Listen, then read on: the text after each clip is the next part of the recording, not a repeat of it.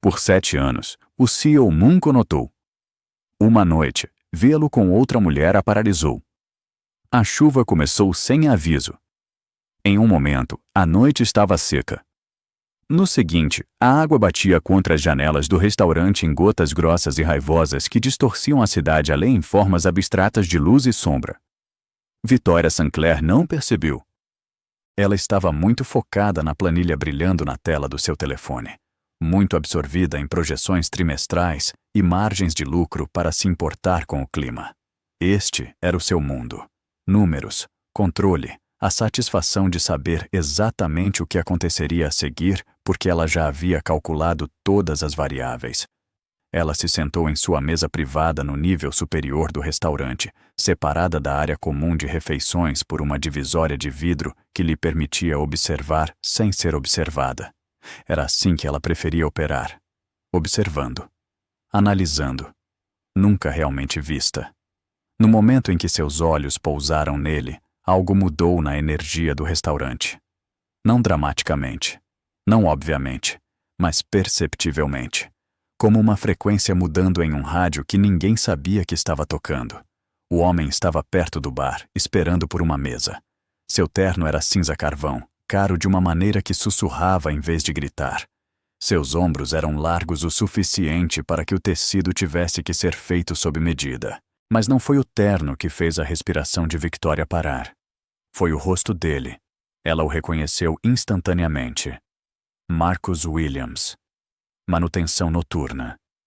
O homem que aparecia em seu prédio depois do escuro e desaparecia antes do amanhecer, como um fantasma que mantinha a maquinaria funcionando.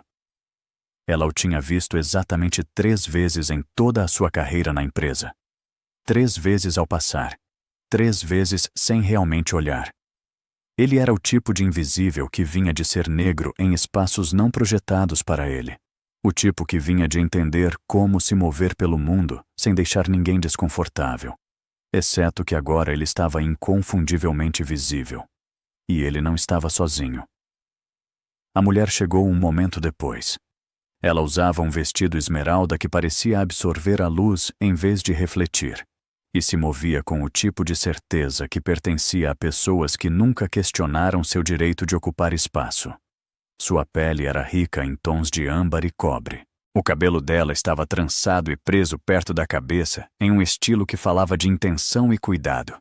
Ela era, sem dúvida, linda. Mas mais do que isso, ela olhava para Marcus como se ele fosse o ser humano mais importante em todo o seu campo de visão. Victoria observou enquanto a anfitriã os conduzia a uma mesa diretamente do outro lado do restaurante, posicionada perfeitamente para que Victoria pudesse ver cada interação sem obstrução. Marcus puxou a cadeira da mulher, não como uma performance, não como um gesto antiquado, como algo automático, algo que vivia em sua memória muscular, algo que sugeria um homem que sabia como tratar alguém que valorizava. A mulher se sentou. Marcus sentou-se em frente a ela. E então, ele alcançou a mesa e pegou a mão dela. A ação era simples, intimista, devastadora. O telefone de Victoria escorregou de seus dedos. Ele caiu na borda da mesa, equilibrado precariamente por um momento antes de cair no chão. A tela se estilhaçou ao impacto. As pessoas se viraram. O som tinha sido alto o suficiente para romper o ruído ambiente do restaurante. Marcus olhou diretamente para a posição de Victoria, embora Victoria não tivesse certeza se ele poderia vê-la através da divisória e da distância. Mas ela se sentiu vista de qualquer forma. A mulher estava falando com ele. Seus lábios se moviam. Sua expressão era séria. Marcus acenou com a cabeça, ouvindo com total concentração, o tipo de atenção que sugeria que suas palavras estavam mudando algo dentro dele, rearranjando sua arquitetura em nível celular. Victoria se esforçou para ouvir, mas a divisória entre eles era a prova de som. Ela só podia observar, apenas assistir. Apenas tentar decifrar o que estava acontecendo a partir da linguagem corporal e dos olhares e da maneira como a mão de Marcus nunca deixava a da mulher. 10 minutos se passaram. Depois 15. A mulher puxou uma pasta de debaixo da mesa. Uma pasta real, documentos físicos, o tipo de evidência que pertencia a tribunais ou delegacias. Marcus a abriu. Sua mandíbula se tensionou. Ele folheou as páginas e, a cada página, algo em sua expressão se endurecia. Medo? Determinação? O tipo de resolução que vem de saber que você está prestes a fazer algo que mudará tudo? Victoria percebeu que estava prendendo a respiração. Um garçom se aproximou da mesa com água e cardápios. A mulher o dispensou sem quebrar o contato visual com Marcus. O que quer que estivesse acontecendo naquela mesa era maior do que a fome. Maior do que a performance social do jantar. Isso era algo real. E Victoria, que passou 20 anos aperfeiçoando a arte de não se importar com coisas que não apareciam nos balanços, de repente se importava mais do que se importou com qualquer coisa em sua vida adulta. A mulher se inclinou para perto. Ela disse algo que fez os olhos de Marcus se fecharem por um momento, como se ele estivesse processando um golpe. Então seus olhos se abriram, e ele olhou diretamente para a mulher.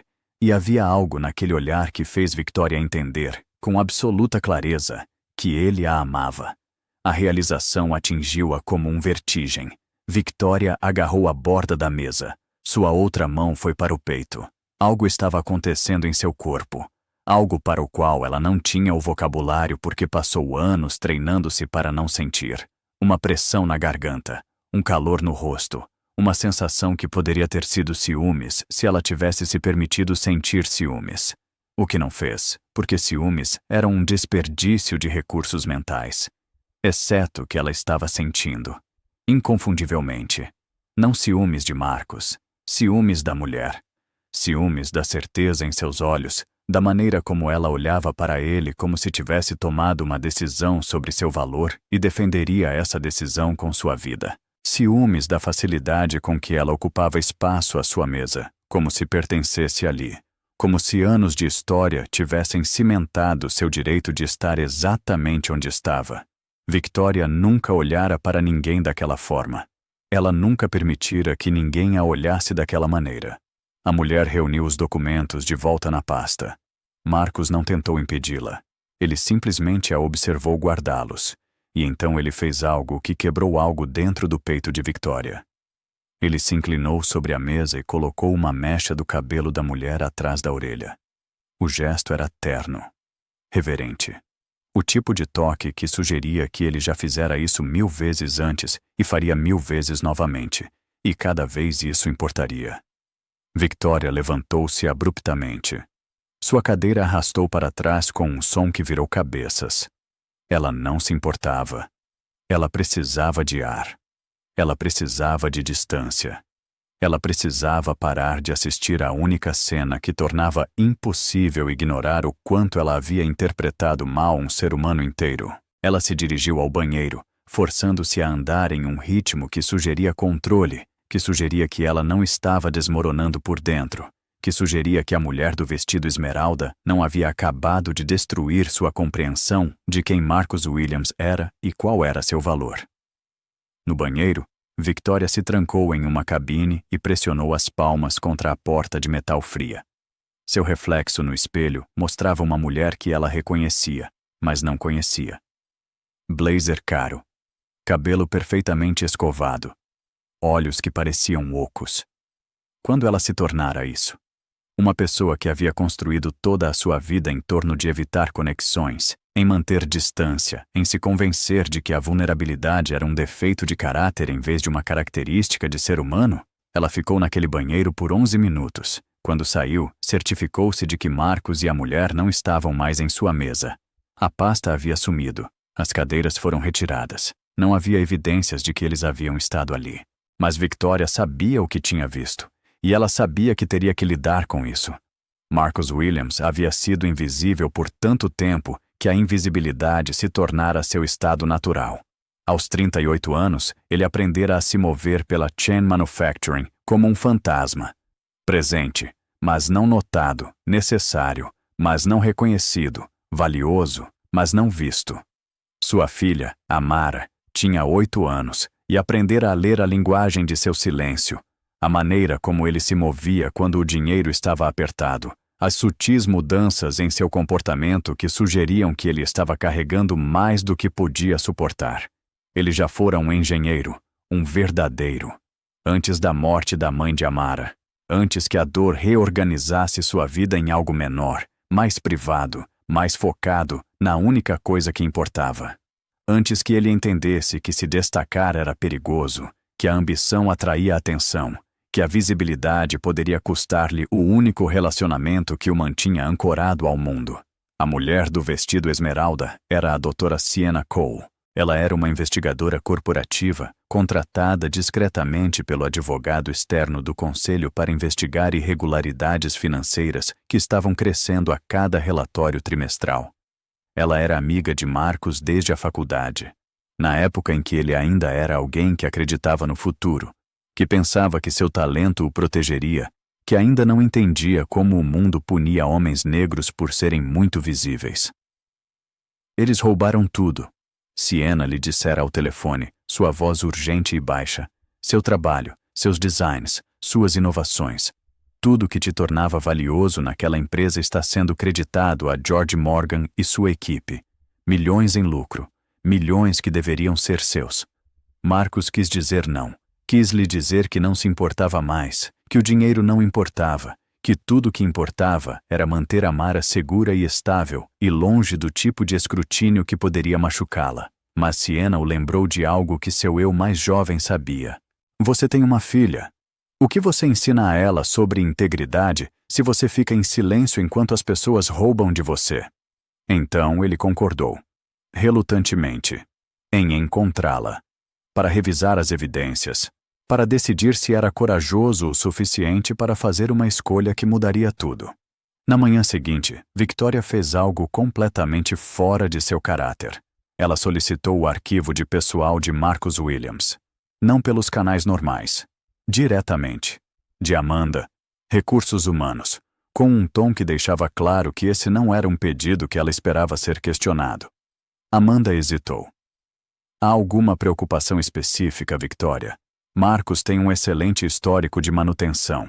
Sem infrações. Sem... Apenas me traga o arquivo, disse Victoria.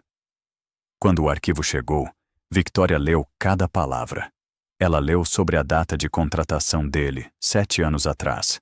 Ela leu sobre suas avaliações de desempenho, todas excepcionais.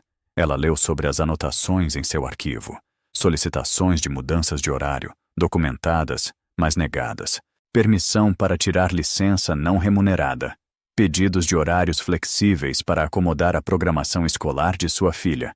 Todos eles marcados em vermelho por alguém chamado George Morgan, com comentários como "não é um jogador de equipe" e "falta de comprometimento". Victoria confiava completamente em George Morgan. Ele era seu CFO, sua mão direita financeira, o homem em quem ela se apoiava para cada decisão importante. E ele havia sistematicamente negado acomodações a um homem que não havia provado nada além de excelência. Ela investigou mais a fundo.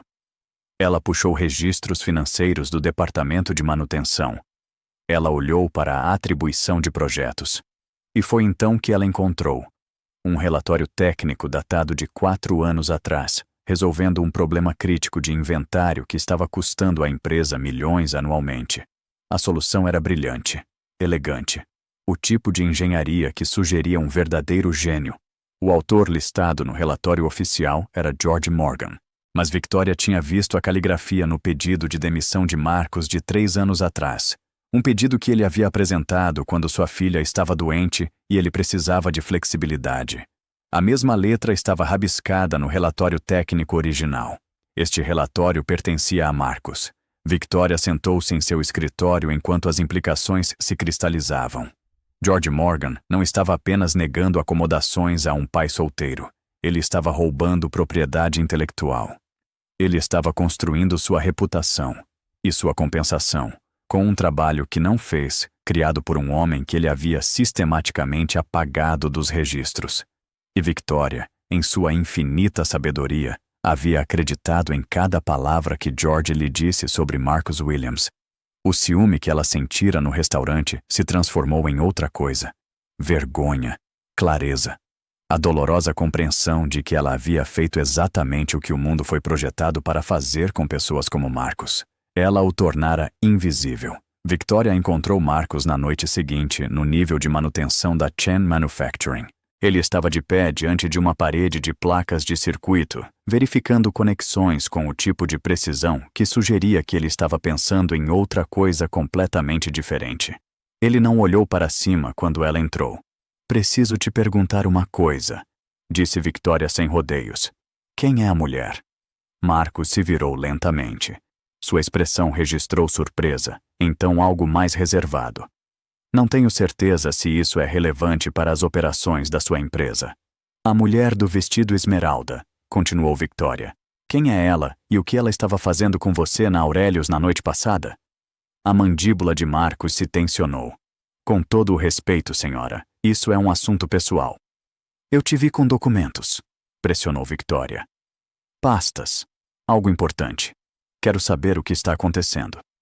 Marcus a olhou diretamente então. Realmente a olhou. E em seus olhos, Victoria viu algo que nunca esperou ver. Pena. Como se ele estivesse olhando para algo quebrado e tentando decidir se valia a pena consertar. "Você me demitiu", disse Marcus em voz baixa. 3 anos atrás, você aprovou a recomendação de George Morgan para me dispensar. Disse que eu não estava comprometido com os valores da empresa. Disse que eu estava a distrair a equipe. Você não se lembra? Victoria se lembrou. Ou melhor, ela se lembrou de ter aprovado a demissão. Ela não se lembrava da justificativa. Ela não se lembrava de se importar com Marcus Williams. "Eu não entendo", ela disse finalmente. "Não", Marcus concordou. "Você não entende, mas talvez você devesse." Ele puxou o telefone e mostrou a ela uma foto. Era o relatório técnico, o original. O nome dele nele, a assinatura dele no canto. Isso vale aproximadamente $4 milhões em taxas de licenciamento. Marcus disse calmamente. George Morgan vendeu esses designs para 3 diferentes empresas de manufatura enquanto reivindicava o crédito pelo trabalho. Ele tem feito isso por anos, com múltiplos funcionários. Todos eles pessoas como eu, negras, vulneráveis, facilmente desacreditadas se reclamassem. Victoria sentiu a sala inclinar. Tudo o que ela havia construído, tudo o que ela acreditava sobre George, tudo o que ela supunha sobre Marcus, tudo estava errado. "A mulher", Victoria sussurrou. "Quem é ela?" "Alguém que se importa com coisas que importam", Marcus disse. "Ao contrário de algumas pessoas." Ele passou por ela, saiu do nível de manutenção, saiu do prédio, e Victoria entendeu com clareza repentina que acabara de perder algo insubstituível.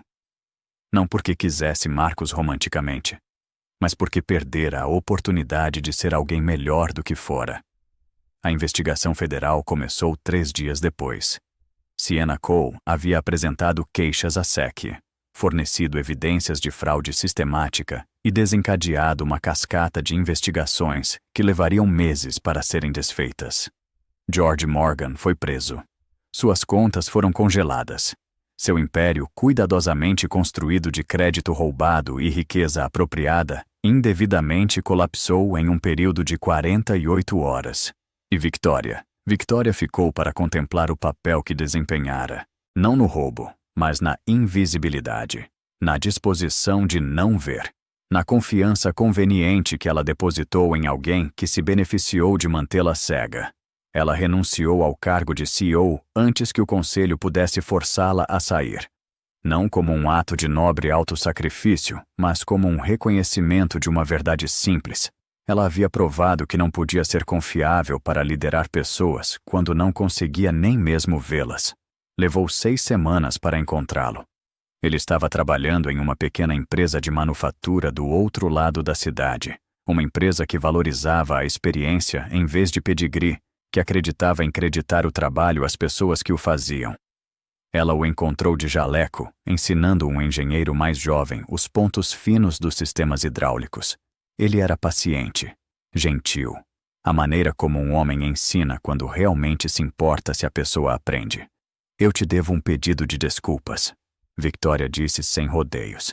Marcus olhou para cima, sua expressão não mudou. "Múltiplos pedidos de desculpas, na verdade", Victoria continuou.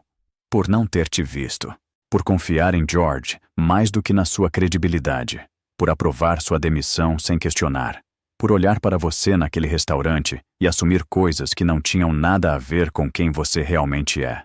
Marcos largou suas ferramentas e limpou as mãos em um pano.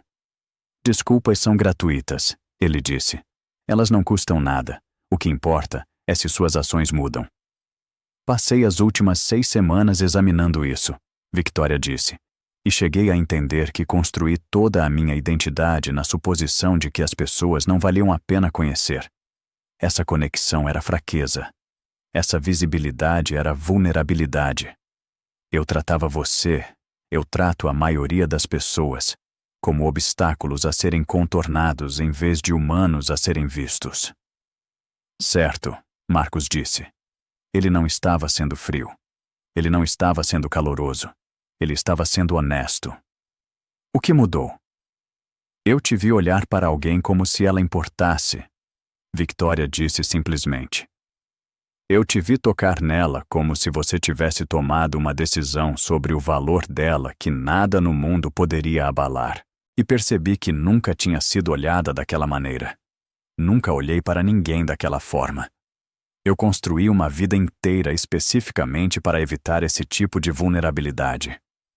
Marcos estudou o rosto dela por um longo momento. Esse não é meu problema para consertar, ele disse finalmente. Eu sei, Victoria concordou. Mas eu vou tentar consertar isso sozinha. E eu queria que você soubesse o porquê. Porque você merece saber que seu valor não é determinado pelo fato de eu vê-lo. Mas também, você deve saber que eu vejo isso agora. E sinto muito pelo tempo que levou. Ela saiu antes que Marcos pudesse responder. Ela não pediu que ele voltasse para a Chain Manufacturing. Ela não pediu que ele a perdoasse. Ela não pediu nada, porque finalmente havia entendido que pedir coisas era outra forma do mesmo egoísmo que havia definido sua carreira.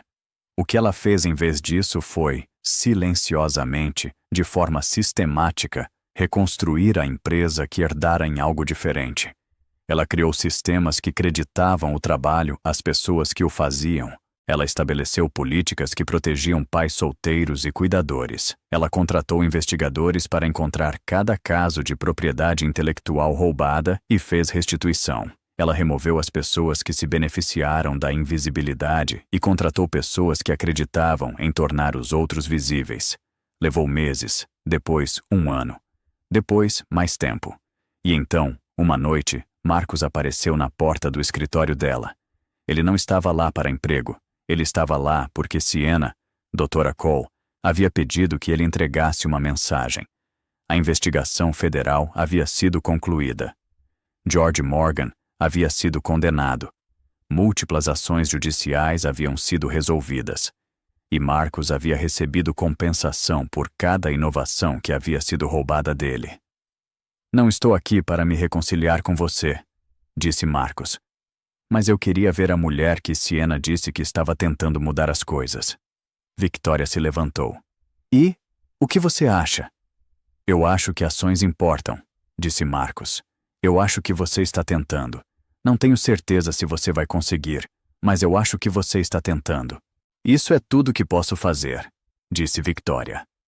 Marcos assentiu. Ele se virou para sair, então parou na porta. A mulher do vestido esmeralda, ele disse sem se virar. O nome dela é Dra. Sienna Cole. Ela é a pessoa que me deu coragem para ser visível, para importar, para acreditar que alguém poderia me ver e me valorizar de qualquer forma. Ela é sua parceira? Perguntou Victoria. Ela é minha amiga, disse Marcos. O melhor tipo de amigo, aquele que te vê completamente e te ama mesmo assim. Ele saiu. E Victoria entendeu que passou toda a sua vida procurando por isso. Conexão real, olhar genuíno, amor autêntico, enquanto simultaneamente fazia tudo o que podia para garantir que nunca a encontrasse. Ela tinha muito trabalho a fazer, em si mesma, em sua empresa, na pessoa que queria se tornar. Mas pela primeira vez em 20 anos, ela acreditou que era possível. 3 anos depois, Marcos retornou à Chain Manufacturing. Não como manutenção, como engenheiro sênior supervisionando toda a inovação técnica. A contratação dele foi pública, celebrada, anunciada com total reconhecimento de suas conquistas e qualificações. Amara, agora com 11 anos, assistiu ao anúncio. Ela viu seu pai ficar em frente à empresa na qual ele antes era invisível e finalmente ser visto. Victoria assistiu ao anúncio do fundo da sala. Ela havia se afastado permanentemente do cargo de CEO, trabalhando agora como consultora, ajudando outras empresas a reestruturar seus sistemas para garantir o devido reconhecimento e proteção para trabalhadores vulneráveis. Ela havia mudado. Não perfeitamente, não completamente, mas genuinamente. Após a cerimônia, Marcos veio falar com ela. Obrigado, ele disse simplesmente. Por mudar. Por tornar isso possível. Obrigado, Victoria respondeu.